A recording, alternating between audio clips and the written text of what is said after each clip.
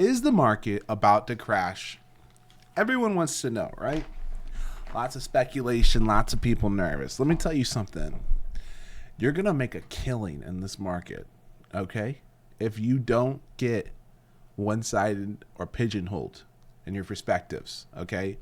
You can stay nimble and you can have a good macro thesis. Like I told members yesterday, let me walk you through the thought process, right? I told members yesterday, today I'm looking to buy dips. And actually for most of this week, we've been buying calls while the index has been trading sideways. If we look at the S&P 500, we're at right the 200-day moving average, right? We got the big gap down. Now, typically, especially when we get really far deviated from these EMA clouds, we do a back test and we look for a short-term bounce. I think this bounce can actually get more substantial though and gain some momentum before we see some more lows into the summer though, or later in the summer. This bounce could literally last for like a month or two. So what is so important here is, first of all, let's kind of let me do a review of my trade week, and then we'll kind of paint the picture of what we're doing looking forward, just so I can put you all in my perspective for how we're printing money, right? I told members, right, if you're part of our pro tier, I do these daily recaps, right? Either do the recap in our classes or I actually do daily videos for my members. Now, I wanted to buy the dip. We got the dip this morning. We made some profits on our SPY calls, right? Great money on the SPY calls. Also took some profits on GDX, mRNA, right? And then we actually came in later of the day, and we also bought the dip on SPY as well. And then we rode most of the upside on Google, and I actually held Google. I wanted to play Google because of the relative strength it's had. Apple has the most strength, but on longer time frames, Apple actually looks a lot worse. In my opinion, I guess you could make the argument that just today it got a little bit more bullish. It's kind of looking better, but not really. I don't like Apple right now, just in general. Google looks great. I would have preferred to see us close over 174, but this is fine in my opinion, the way that this played out. So I swung some of those. I went ahead, took profits on SPY.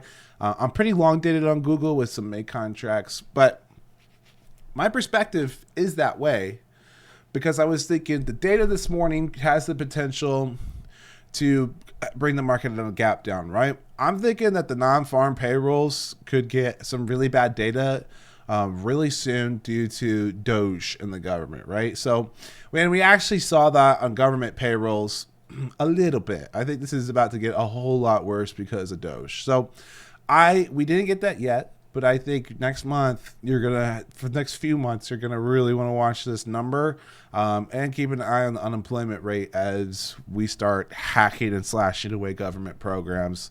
Those are very good paying jobs that are being removed. I actually think if some people knew what the average net worth of a government worker is, they probably wouldn't feel as bad because some of these people don't do much and they're literal millionaires. But that's neither here nor there. I'm not saying that's right or wrong. That's just how the public is, right? So the other thing I'm watching is the fear and greed index is in extreme fear, and people are mega bearish, right? They were mega bearish into this Friday, and I see people everywhere trying to draw allusions to the .com bubble, and we have very productive conversations in class, with our analysts where I'm always trying to play devil's advocate for people in classes, trying to take the opposite opinion, whatever they have, because I'm trying to encourage people to critically think, right? Because if you're a trader, you never want to get pigeonholed in a certain perspective, especially, so many people invest or trade on a political bias. You're going to struggle to make money. It's going to suck, right? I give takes and perspectives, but they're just comments. It really doesn't matter. My only goal is to make money, right? My only goal is to help you guys make money, help you guys understand markets, and you developing an opinion on every little thing and, drawing a hard line and stuff. It's not going to be productive for your trading. You can, but separate it from your actual trading. Let the market tell you what is what. So this extreme fear, though, for me, tells me that this is likely bottomed, and lots of people saying that this is the .com bubble or that Trump is going to crash the market because I've even seen people saying, "Oh, the guy who's gone bankrupt 6 times is going to crash the market." Of course, which it's silly, right? Because at the beginning of this year, go watch our yearly prediction. We told you this market's going to get crushed. And not just us at NBT or me, Monty, Abraham, but Trump was saying it. Elon was saying it. The Treasury Secretary was saying it. Everyone in the administration with the power to crush this market has been telling you they're going to crush this market. And lots of people were like, Josh, you go look at my YouTube comments in some of those videos. People are TikTok especially. People are saying, the market's going to go up. And now, let's keep in mind, guys, how far we are from the highs and how negative the sentiment is already. Like, this is how emotional investors are, right? We're down 7%. Literally only 7%. And that fear and greed index was at extreme fear at 20. And actually, earlier this week, it was at like 16. That's crazy, right? People already, they think this, you think this is a crash? We haven't even done the plummet that we got when the yen carry trade blew up. And we weren't this low on the fear and greed index. And we still bounced out of the hole. Where was the bottom there? Yeah, that was a 10% retracement. And the fear and greed index didn't get as high as it is now at 7%. Do you guys understand how much of the politics and people's biases are playing into this? It's being exposed. It's the market's playing on it, right? You know, we made money on calls today, right? We played UNH for a great trade. We were supposed to, I just kind of gave you my forward-looking reference, but yeah, so this UNH great trade, right? It was on the weekly newsletter. You didn't even have to be a paid member to get access to this trade idea. I literally shared it on the newsletter.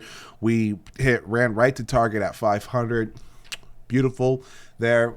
Played mRNA, CEO buying shares, very bullish. The guy who knows the most is now buying. He's kind of set in a nice low. We got a nice rally, caught the continuation over 100% on that one, and rolled out the position as well. Those are partials. That's not the main position there, but there's the UNH. Where is our...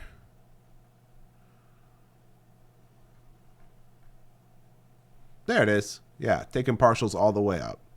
And so some of you guys have been asking me, by the way, speaking to the Discord community about sizing. And I just want you to know, in the free education, I'll make a video about this very soon, but you just want to download this document right here.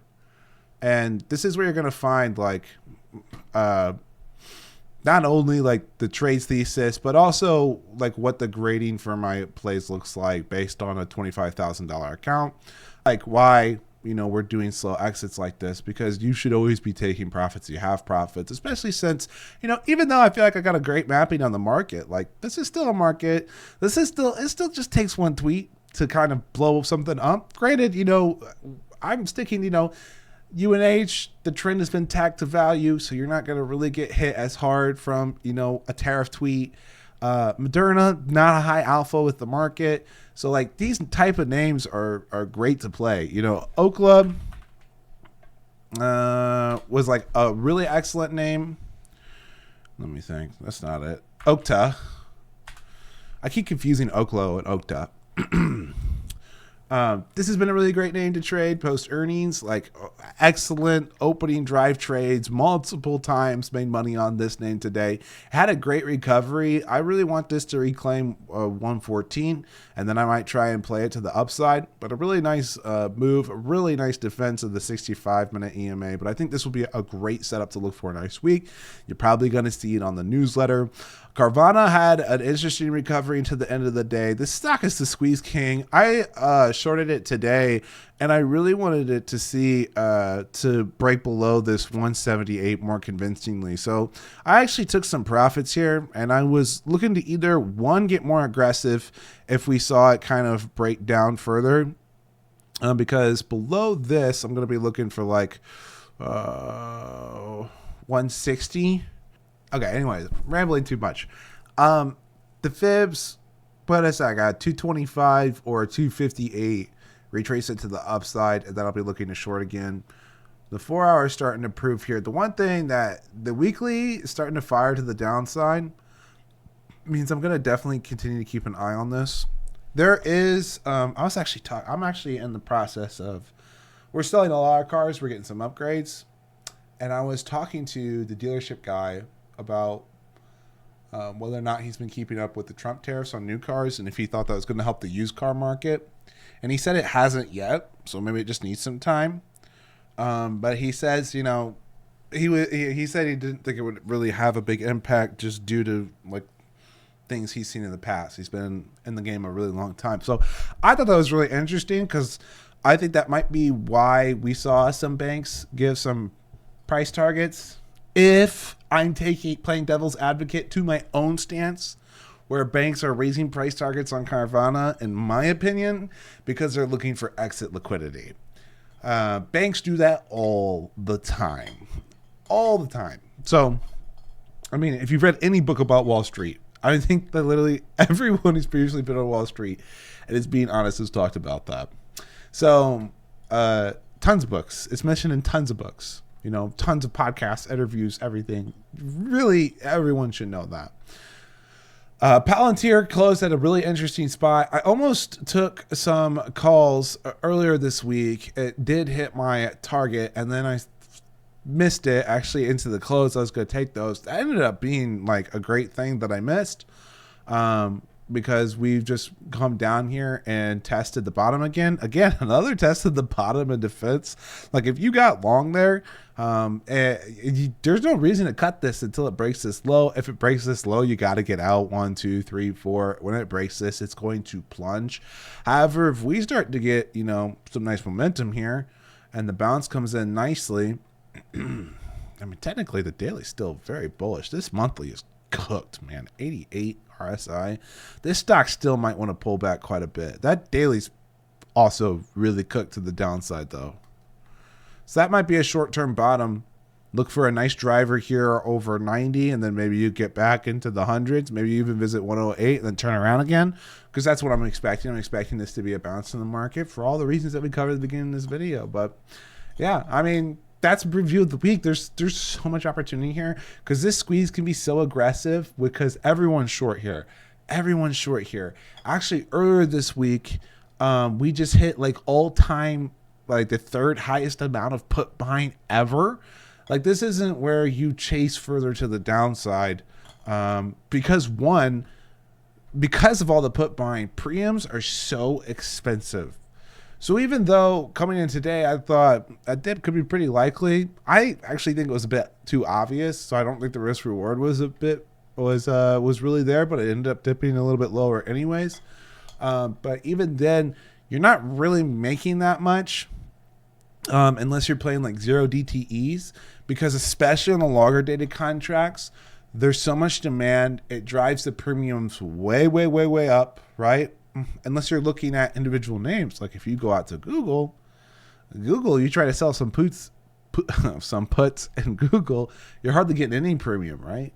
Because actually there's a bullish bias in Google right now, which is another sign that like, hey, this is probably going to get a bounce, right? We're seeing that strength in Microsoft, strength in Apple. I don't like Apple. Just repeat. I do not like Apple, especially this year. And nothing they've done has changed my opinion on that. Tesla ended up looking like it wanted to close in this weird spot. Some people were asking me earlier this week about setting up a long-term position. I told them I really don't like where this stock paused. It didn't hit my key level, and then boom, today we saw Tesla go right to that key level, kind of do a fake out to the downside and then consolidate here. So if we get back over 275, it'll be appealing to trade again. At this R vol gets like over 3, I'd say just even if it just gets over 2, if it can get over 2 and cross over this 65 bearish EMA, I might get in before 275 and buy like 280s, 290s. So we'll look at it. Let's look at this daily here. That looks like it could be bottomed. That's some really nice consolidation there. That's some pretty good divergence as this thing continues to find lower lows. This thing's doing just some nice consolidations there. So that's interesting. Weekly did just print to the downside, so that kind of tells me even if we get a bounce, Tesla's probably finding more lows later in the year. Yeah, still in bounce mode. So after the bounce, then I think bulls will say everything is fine. And then probably at some point in the summer, I think crash risk is going to max out to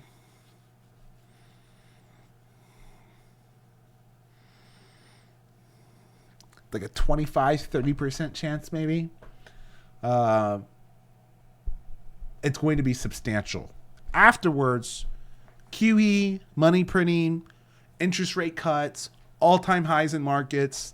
Like, this is all like we're getting the eggs in the basket, we're getting the baking powder out, we're setting the table, we're collecting some income, we're making some money, we want to make as much money as we can, then we want to go cash, and then we want to just go rip off the lows. Rip everything off the lows. As soon as the Fed comes out, QE, cut interest rates, boom, boom, boom. Keep in mind the first interest rate cut probably won't bring the lows, so there's usually the lows come after the cut. So you get the cut, then look for the bottom after that. After that, look for the bottom. It's okay if you're late. Look for the bottom after the first cut, okay? And then hammer calls, buy. All-time new highs at the end of the year, right? This is a small time bounce. This is your trial run for how it's gonna go later in the year. Okay, you play this well later in the year, it's gonna be a breeze. You got a nice little tutorial that you're going through right here. Okay, so I was so excited. This is gonna be a really good year. Really volatile, really difficult. A lot of people are going to lose a lot of money. They're going to have trouble finding edge because it's a very volatile year. I even had trouble at the beginning of the year, but now we're locked in. We're printing. I'm excited, man. I am so ready to have an absolute killer year on a year that is very difficult because I'm telling you, this is the game plan. It's going to be amazing. God bless, guys. Y'all have a wonderful night. Good week this week, too. Great job, team.